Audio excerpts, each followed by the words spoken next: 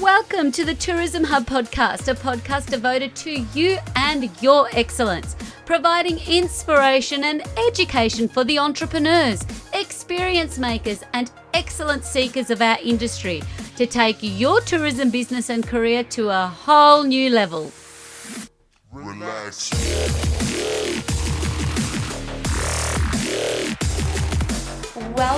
Welcome to the Tourism Hub podcast. This is a special episode because I'm sitting next to a special human of tourism. Lucy, welcome. Thank you for agreeing to be here. We're in the HQ of the Victoria Tourism Industry Council, your new home of late. We'll get straight into it because there's a lot to cover. We're really going to talk about careers in tourism and choosing a career in tourism. But before we do that, I'm interested in your choice of making tourism your career path. Taking back to the start, Lucy, why you chose tourism and what ignited you to start? Yeah, sure. For me, the first spark of wanting to work in tourism was actually before I even knew tourism was a career. It was when we were in Halong Bay when I was about 21 on a holiday before I went on exchange. And I really saw what the impact of the boats in Halong Bay. I got up in the morning really early. I'd just woken up, so I was like, I'll go up and watch the sunrise. And of course it was cloudy, so there was no sunrise. But what I did see was people throwing rubbish off all the boats around us into the water. And they were tourist boats? They were tourist boats. And what sort of sparked for me was that we've got these fabulous places and beautiful places where they're not necessarily getting managed in the way that they could be in order to keep it forever. So that was my first spark of wanting to work in tourism. But then it wasn't until I took a year off after I finished my undergrad studies and I didn't know what I wanted to do, but I'd done biology. So I went and volunteered in Wales at a organisation it was a conservation organisation that was funded by tourism. So I volunteered for the summer there as an intern. And basically we went out on the boats, which were tourist boats, but we were the researchers on the boats. So we sort of sat on top and we did the scanning to see dolphins. This is a really weird little town in Wales called Newquay, where the dolphins come in every year. And we were doing understanding behaviours, and we were looking at where they were and identifying fins and looking at seals, tortoise, all those sort of different groups.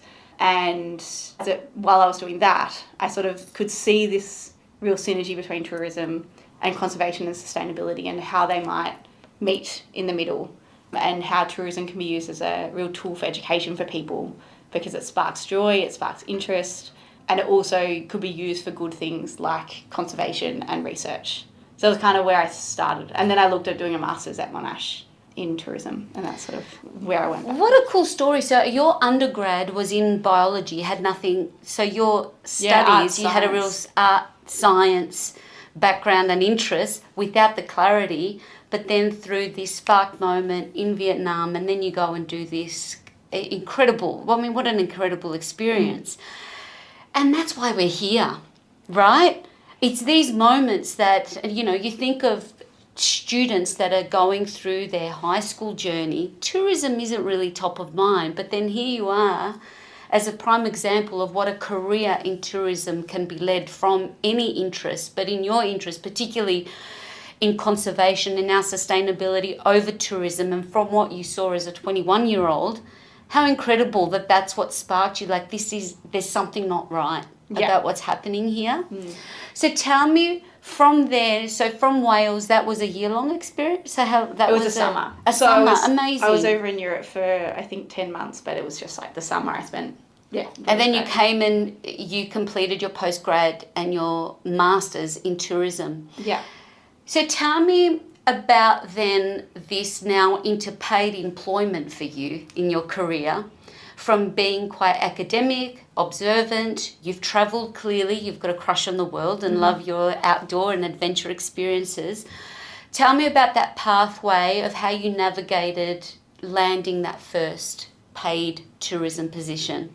Yeah, so I was about to start studying my master's. I did the Sustainable Tourism Masters at Monash, or International Sustainable Tourism Management, and I was moving up to the city, and so I applied for a role as a Tourism Operations Supervisor at City of Melbourne. So that's where they look after the volunteers that run the City Ambassador program. So I got a role in the Berkshire Mall booth. Fantastic. So I did that while I was studying. Yeah. Yeah, so that was kind of my first role, I guess, in tourism. What a great role while you're studying. And then there's no turning back. You've landed in the right place. Where was home for you, Lucy, when you say you moved to the city? I grew up on the Mornington Peninsula. Yeah. But I moved up to Clayton for uni, and then I lived in Kensington sort of when I first started back, like in the city properly. But yes. So I've been around Melbourne. And over the years, in your young years, you've seen a lot of change, even in Mornington Peninsula as a region, right? How much that, in terms of tourism and summers on the Mornington Peninsula, significantly changed from what it was even visiting for day trips for me when I was younger. Yeah, so it has really changed. And I think the thing that really stuck out to me as I started, I suppose, understanding tourism and seeing it on the peninsula, where it's somewhere where, particularly I grew up in Balnarring, which was a very small hamlet sort of town when I was growing up, and now it's sort of a booming tourist location. The way that when a business is not set up to think about locals, it doesn't work.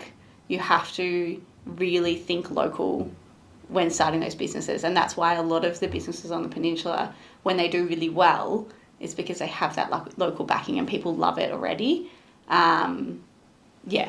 That would be. But yeah, the peninsula is a beautiful place, so it's always going to grow. You know what? I love what you've said there. And I had actually changed one of my international readiness training through COVID, flipping that switch that that's where we should start. Before you have your sights on attracting that international visitor, start local, think global, because when you've nailed that experience delivery to your own, within your own backyard, it's stepping stones to building that product.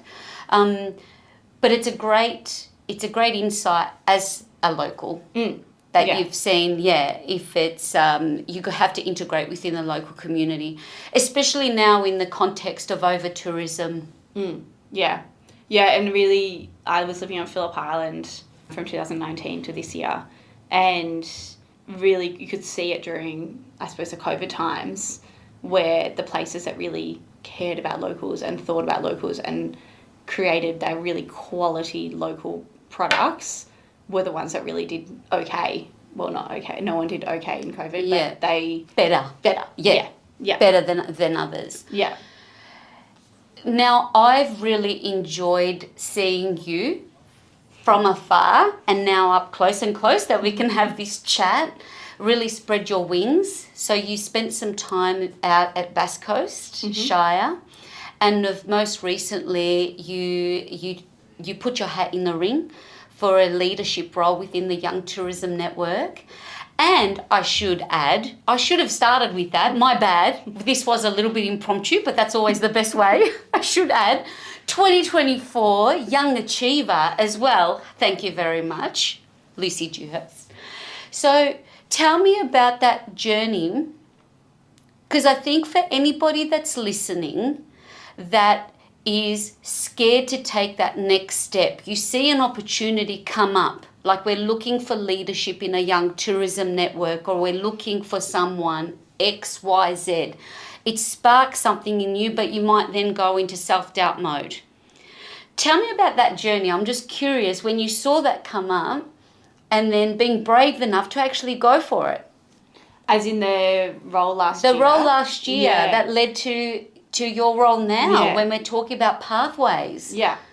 So I suppose, I guess I've always been a bit strategic where I wanted to go, and I knew back pretty early on I wanted to be in industry development in tourism. That was sort of where I wanted to go. But it's quite a hard spot to get into.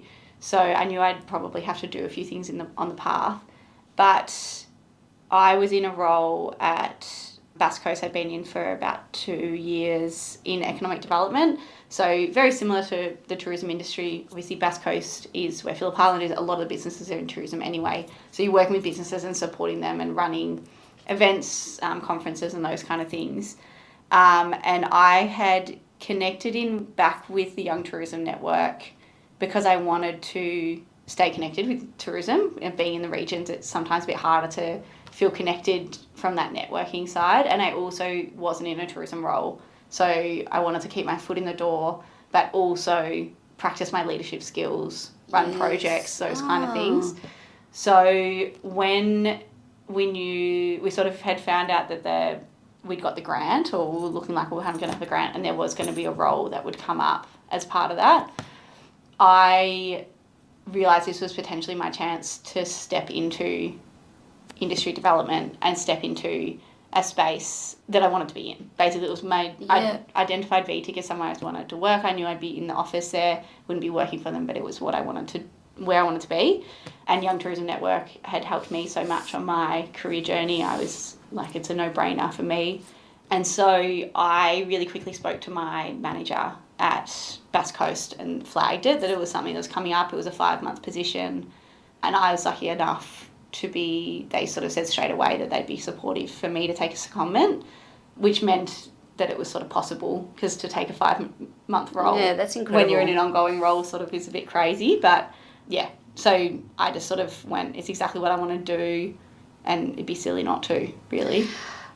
There are a couple of things that I love about what you've just shared, is that you had a strategic approach to your career development. You knew where you wanted to get to, but you also, the road wasn't straight forward. Also that, and knowing that is really, see it, be it. I say that all the time, to have that vision, whether you're running your own business, but for all of you in your careers, what does the next year look like? We just did some interviews with university students, and it's very much the same as speaking to my year 11, year 9 children, my own children, saying, I don't know, right? But I love that strategy doesn't have to be a specific job, just the realm. Where can we help the most? I also love what you've shared. If you never ask, the answer will always be no. That you ask for that, do I have permission to just step out for 5 months to explore this incredible opportunity? So I think that's really, really excellent.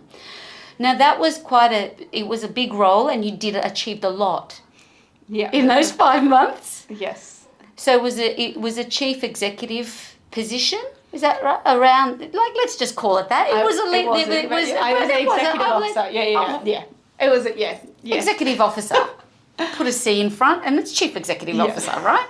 Let's go with it. But really, you were one of the first employed. I was the first, The first. Yeah.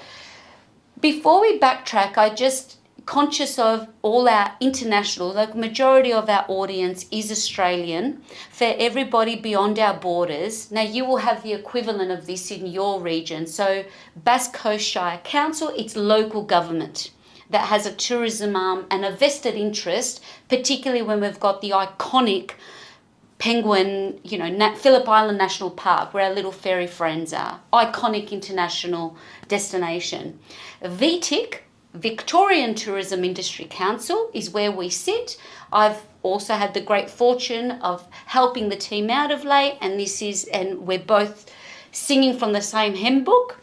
And then there's YTN, the Young Tourism Network, is where Lucy joined as the first paid employee through it was a state government? Last year it was an Australian government Austrade grant. Amazing. And then now I'm funded for 3 years, or we're funded for 3 years with a role with the state government. Incredible. Yeah. So the Young Tourism Network, there's also like the Young Australian Tourism Export. There's young networks out there. I know it certainly played a big role in my career in terms of networking. Tell me a little bit about the Young Tourism Network and what the big, hairy, audacious goal of what was achieved last year first, before we lead into what's happening coming forward. So the Young Tourism Network was established in 2006. So it's been around for almost 20 years. I think 20 years next year. And it is really there to be the voice of emerging and young professionals in tourism events and hospitality. So we run networking events and training. It's a volunteer committee, so up until now it's been led by volunteers, and really started to see during the last sort of 5-6 years that young people weren't having that seat at the table. So we did a lot of research and advocacy to start looking at, well, what are the young voices of tourism? What are those people that are starting out their careers or starting out their career in tourism, because you're not always young when you start out your career in tourism, and what do they want? What are they seeing? What are their experiences in the workplace? So we sort of have stepped into that role, as well as we run mentoring programs and events and networking and, lots of different activities. So with all of the research and advocacy that we did over the last 5-6 years, which I wouldn't want to take credit for, that was very much all hands group, volunteers leading the charge. As a result of that, we got this role where we were able to run a Emerging Tourism Leaders Summit for the first time. It was the first time we'd run anything like that. It was the first time I'd run a conference, so it was a big learning curve for me as well. But we basically wanted to get early professionals in the room. They don't often get the opportunity to come to conferences. They don't get the opportunity for the same level of professional development that higher level staff often get. And it was about getting them in a room together and really getting them inspired about a tourism career and their leadership journey. So we pulled the entire thing together in 5 months. There was a lot of, from start to finish. We also ran 4 sort of networking events with 12 ambassadors. So we highlighted young people who were sort of 10 to 15 years into their career, understanding to learn about what they do in their career and why they're in tourism. So we showcased them at a number of events, like professional development events. And we also ran a Launchpad training program, which was looking at sustainability and tourism and that triple bottom line of regenerative tourism. So we worked with regeneration projects on that as well. So it was sort of a lot of activities across the 5 months. It really just showed it had legs and was quite exciting to see where we could go. Absolutely. And it's a membership, but it's, young or emerging tourism leaders pay to become a member of the Young Tourism Network and have the opportunity to network and be part of some really excellent professional development initiatives. Yeah. Now, last year was also the inaugural Choose Tourism Careers Expo. Mm-hmm. Out of all the research, and that was the big event that was part of the what was it called? Emerging Tourism Leaders Summit. Emerging Tourism Leaders Summit, like a big dynamic duo, had that happened all at the same time and happening again, September 2nd, 2025, this year. Tell me, when it comes to choosing tourism as a career, what did the research tell us, I guess, to lead into, like, we need an expo to showcase the depth and breadth and skills that we require in this industry? Can you talk to me a little bit about did the research tell us that our industry needed a Choose Tourism Careers Expo?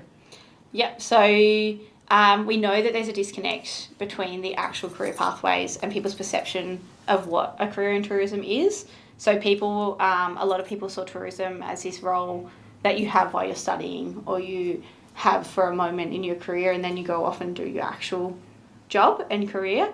So what we identified is that we actually need to be talking about the fact that tourism is a pathway that you can follow. It's an industry rather than a job pathway. It was like knowing that we also need to flip the script on for businesses to start thinking that way too. So thinking about their staff who are coming in, looking at those front-facing staff, what are those opportunities to bring them in to the organisation further, or potentially upskill them and move on to somewhere else that's also in tourism. And they're not just a tourism professional. You might be a marketer, you might be in HR, you might be in IT, but it's about choosing that pathway where you continue to follow in that area, basically. And that's the best thing, I guess. Even you're a quintessential perfect example of like a pathway journey. It's not job led, it's career led, following who can I help, what problems can I solve. In this journey and in these transitions, especially really stepping up of late and now joining again, did such a good job. It was a no-brainer that to lead us into the, we had the inaugural Choose Tourism Careers Expo last year and Emerging Tourism Leaders Summit. It's happening again next month. I guess, and just looking at broadly, in your looking back in what was the most challenging times for you in that trajectory, like where you needed to dig deep, face fear, face challenges, what could you think of, like what were some challenging times? I think, like if I think about the most challenging time, was definitely getting made redundant at Destination Melbourne. Early on in my career, it was 2019, and I think I had just started realising that I wanted to not be in, I didn't ever really want to be in marketing, but I was in a marketing role, and I wanted to start shifting towards that B2B side. I sort of started to realise that in that organisation, and I'd started to do a few projects that were looking at what the industry wanted and how we could support them. Sort of started to try and dip my toes in there, but the business closed down, and so I had to find a job, basically. Like I sort of was on this path and then was like, okay, we'll need to go and find something else. And so that's when I moved to Phillip Island and got a role at Phillip Island Nature Parks in a marketing position. And I think I really took a long time to reframe what that career shift was and where,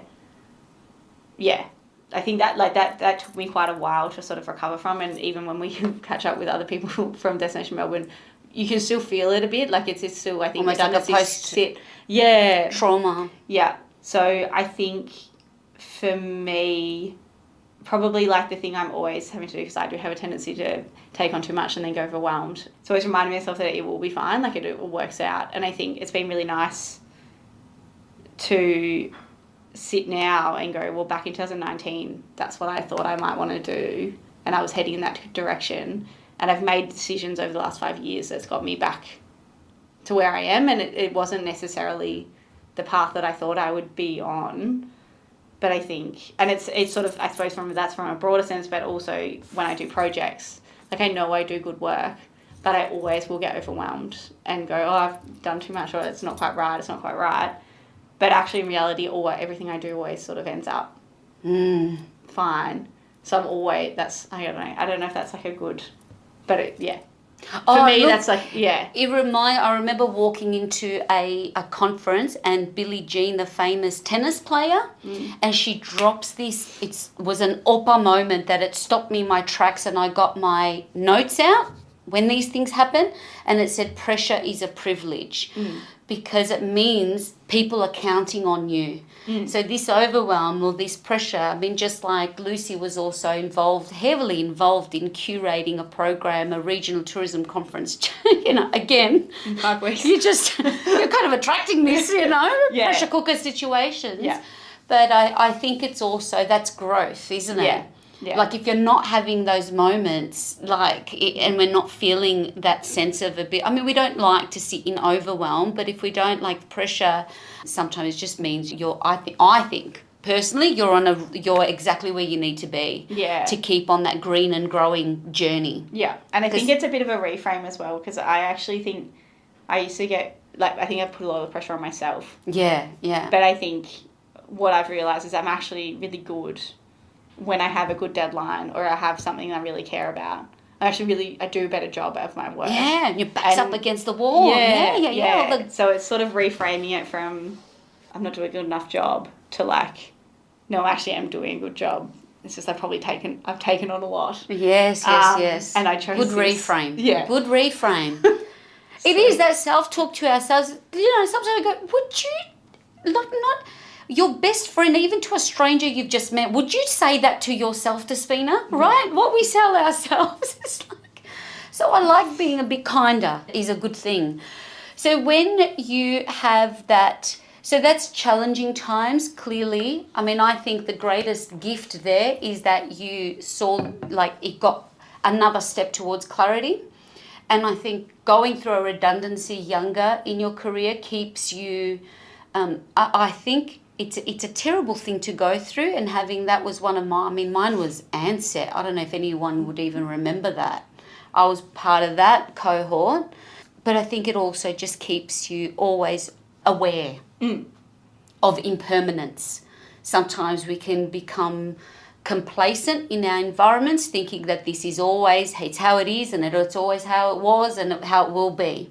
But going through something like that can be also a great gift of being aware that, you know, what's here today may not be there tomorrow, and to keep those pressure cooker situations to do a good job. So if you think about, does one key think as as an absolute highlight for you in your career, is there something that pops into mind in terms of your one upper moment, aha? Yeah, to be honest, actually, the Emerging Tourism Leaders Summit last year, I remember at the end of that day, and I messaged a friend and I said, this is the best thing I've ever done. Like, I just knew that it was like this moment of like, oh, this was really good, and like I did a good job, and I was really proud of myself. So the whole freaking industry was proud of you, and then you got no idea when you're like, it was just when your name was called out. Now, the Victorian Tourism Awards, just like the National Tourism Awards, but for us here in Victoria, it's a big gala event. There's 1,000 people, and there's some individual awards, and a young tourism leader is announced, and it was this wonderful human next to me. And I mean, that was just extraordinary effort and work, and you deserve that recognition. Well, the Choose Tourism, we've got a careers expo. I think it would be remiss of me to not ask you, fresh in it, and you're very actively involved within, you know, our young professionals and emerging professionals, just advice, like looking back on your career and in those doubtful, unclear moments, what advice would you give your younger self? the best advice I think I've ever received, which I think is a lesson I'll continue to learn always, was I've just written down the Biscuit story. So it was, and my friends would laugh at me for this because, yeah, it's pretty funny. But it was when I was at Phillip Island Nature Parks, and I was, I'd had just like, sometimes you get into that situation where you're just in so many meetings where you don't have time to actually do the work that you're supposed to do. And so I was just going from meeting to meeting to meeting, and I was never getting anything done, and I was very, very overwhelmed, which obviously it's a bit of a trend. And I was sitting in this group there was 4 of us sitting in a little section together, and my friend had, a biscuit that she, and I was heading into another meeting, and she was like, "Oh, are you okay?"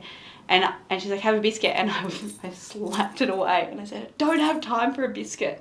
And I went off to my meeting, and I was just like, "Ugh," and came back, and someone had eaten the biscuit, so it was gone. And then I sat down with my friend, and I was like, she's like, "What's a priority?" And I said, "Everything's a priority." And we sat down, and I learned how to use Microsoft Tasks. And that's been a big game changer for me. And I often forget to use it, and then I'll be like, I've got too much on, and then I go back and I reprioritize what I'm doing. But I think the advice of that was that not everything can be a priority, and there's always time for a biscuit. You're fine. Ooh. So, yeah, I think, and it's probably something I'll always learn throughout my career. Yes. Yeah. That's great. I think that task management also is a big game changer. I mean, I'm in that zone now again, reframing what are the tools that I'm using to manage really different tasks and projects working in my favor, and just rethinking about that, because I don't feel like it's working well for me lately. No. Yeah. So I'm just exploring, in that. So I really love that you've shared that. Just what tools are you using, whether it's Microsoft Tasks or Google's or your notes? What is it that you can just stay on track, and also just take time for the biscuit? Yeah. Because the biscuit refuels you. The biscuit, you need a bit of time out. And it's scheduling that. Like, I'm just trying to, like, schedule that time because otherwise it just becomes one big clump of stuff that, you know, and priorities. Yeah. And I guess it's also thinking about, like, there's people around you that are in your corner. And drop the mic, Luce. That you got this mate. She's looking at you. Going, just take the biscuit. You're fine. That's she's done you such a solid. That's someone in your corner. Yeah. I've been talking about who's in your corner since I've started boxing. Because you get smashed and you need people in your corner like that. Have a biscuit. Have a biscuit. All right, excellence round. Quickly, it's a bit of a tradition when I have guests. It's just wonderful to have you here today. So what was initially holding you back from launching this career? Was there anything holding you back when you realised, all right, I've done my biology and my science degree, I'm going to completely make this change and go and do a master's in tourism? Was there anything holding you back?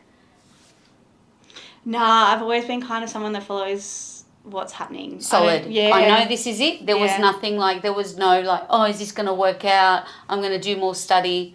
You were clear. I didn't want to study when I finished undergrad, but that's why I went overseas. I called it gap life. And I didn't want to go back to study until I knew what I wanted to do. And so that's where I guess like it was. And I actually also got into a master's over in WA in Albany, which was of ecotourism. Yeah. But then a friend asked me to live with her in Kensington and I said yes, and then I ended up at Monash. So I don't know, I just have always just kind of sliding doors. It all is exactly right. And aren't you glad you did it now? Like as someone that's just finished her postgrad now at 47, like anyway, kudos. Aren't you glad you've just done that? Yeah. Amazing. So we've done the best advice, a personal habit that contributes to your success. What's something that you do that no one else does, but it helps you win? Oh, I don't know. I surround myself with people that I am inspired by. So that's something I feel like I have really good friends, pick up people along the way, and also reminding myself that it'll always be fine, I guess. It'll always be fine. Yeah, and I think trying to keep that as a habit, like, it's fine. It's fine. Okay, and internet, you've shared Microsoft Teams.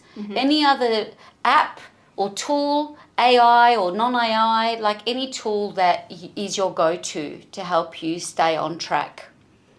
Yeah, I feel like Microsoft Teams and Planner, Task and Planner have always been my go-to. I think I dabble with ChatGPT, but I think I like what my brain says more than what they do. So, I think there's a whole other exploration. Just the stuff that is coming out from my students, from potential even for me as potential suppliers that I want to hire, it's not good. It's not good. Yeah. So we need to make a conscious effort to say, I love that, Lucy. It's really important. I think it's like this laziness, what's it going to do to our IQ? Yeah. I think there's definitely good things about it in terms of doing the things that I don't like doing. Yes. But I also know that, and if I've got no time, I think it can be helpful.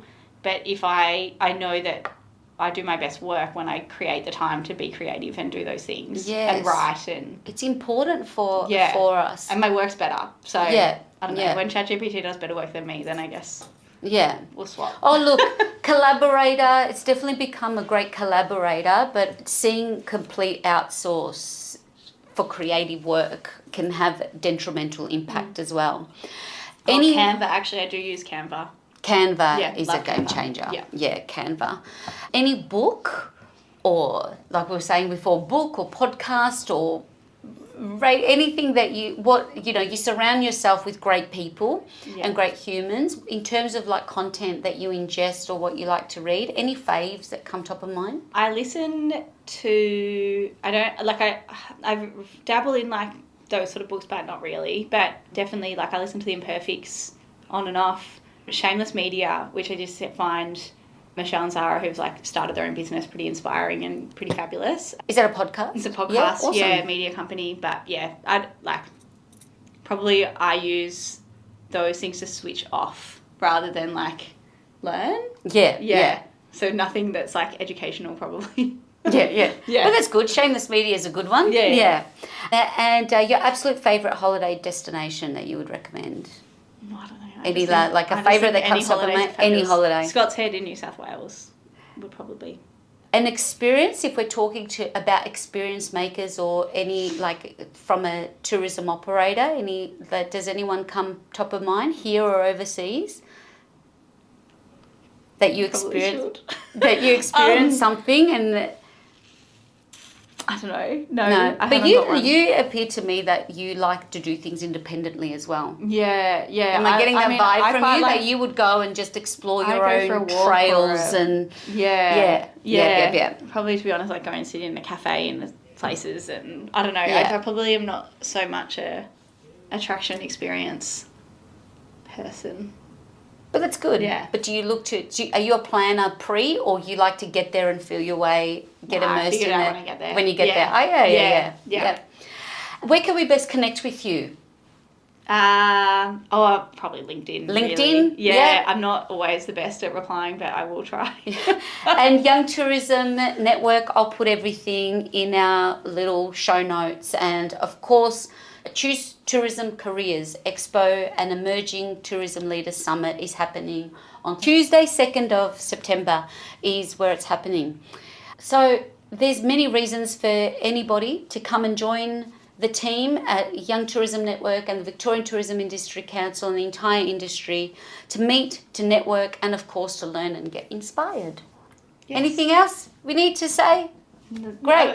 No. And thank you for just saying yes at a very impromptu moment today. I really appreciate you just keep on doing Lucy Dewhurst. Thank you. It's working out really well. Appreciate you. Thank you to everyone for listening. This is Lucy. We are at VTIC. And until next time, you can see I'm wearing my little Choose Tourism Careers Expo. We've got a TikTok happening. There's a Choose Tourism.